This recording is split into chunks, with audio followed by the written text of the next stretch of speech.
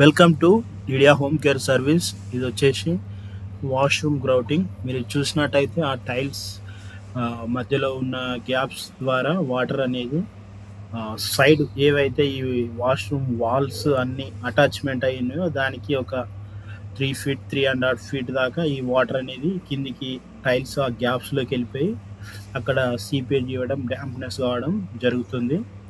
White cement అనేది మనకు 6 months 1 year వరకు ఉంటుందన్నమాట దాని వారంటీ. చూస్తున్నట్టయితే ఆ గ్యాప్ ఏదైతే ఆ వైట్ సిమెంట్ గ్యాప్స్ ఉందో అది మన కటింగ్ మిషన్ తోటి ఇంకా ఎక్కువ కట్ చేయడం, ఇంకా గ్యాప్ కొంచెం ఎక్కువ చేయడం జరుగుతుంది. మీరు చూసినట్టయితే టైల్స్ కటింగ్ అనేది మొత్తం అన్ని ఎన్ని గ్యాప్స్ అవుతున్నాయో ఆ టైల్స్ అన్నీ కూడా మంచిగా నీట్గా కట్ చేయడం జరుగుతుందన్నమాట.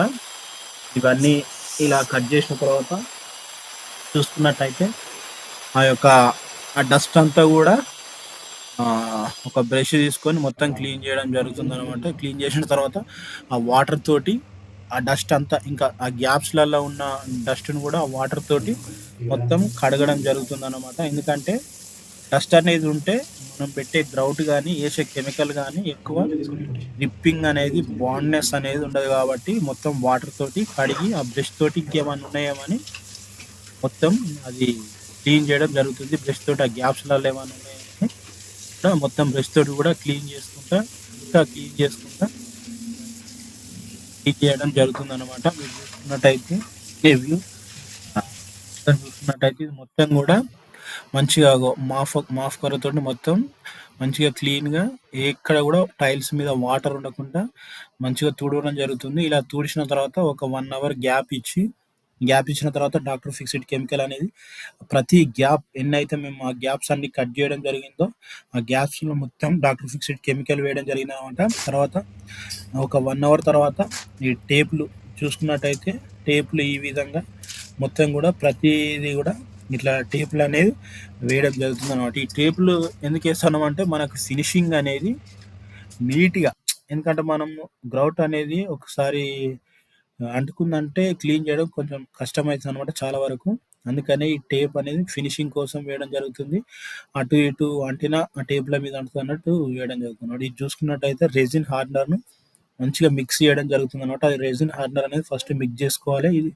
ఇది ఫిల్లర్ అన్నమాట. ఈ 3 మిక్స్ చేసి రెజిన్, హార్డనర్, ఈ 3 ఫిల్లర్ మిక్స్ చేసి ఇప్పుడు ఎపాక్సీ టైల్ గ్రౌట్ అనేది ఈ విధంగా పెట్టడం జరుగుతుంది అన్నమాట. ఆ యొక్క టేపులు వేసుకున్న గ్యాప్లు అనేది మొత్తం పెట్టిన తర్వాత ఈ విధంగా పట్టీలతోటి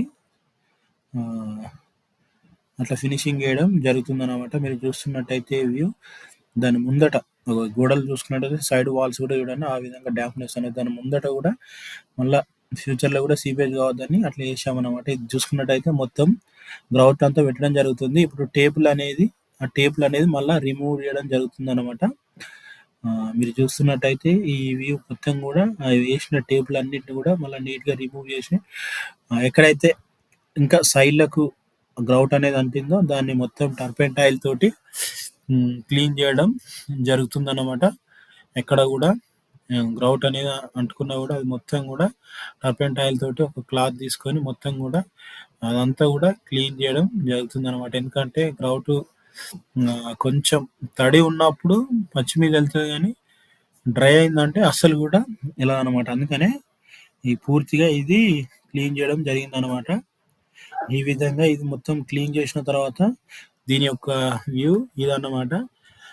మీరు చూసుకున్నట్టయితే కార్నర్స్ చూసుకుంటే ఎక్కువ కొంచెం లేయర్ అనేది ఎక్కువ ఉంటుంది. ఎందుకంటే కార్నర్స్ నుంచే వాటర్ అనేది ఎక్కువ దిగడానికి ఛాన్స్ ఉంటుంది. కాబట్టి మీకు ఇంకేమైనా వాష్రూమ్లో ఏమన్నా ప్రాబ్లం ఉన్నా, వాటర్ ప్రూఫింగ్ ఏమైనా ప్రాబ్లం ఉన్నా మమ్మల్ని సంప్రదించవచ్చు.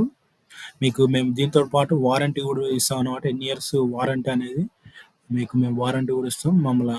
ఇంకా మీకు ఎలాంటి వాటర్ ప్రూఫింగ్ ప్రాబ్లం ఉన్నా మమ్మల్ని సంప్రదించవచ్చు. Thank you watching this video.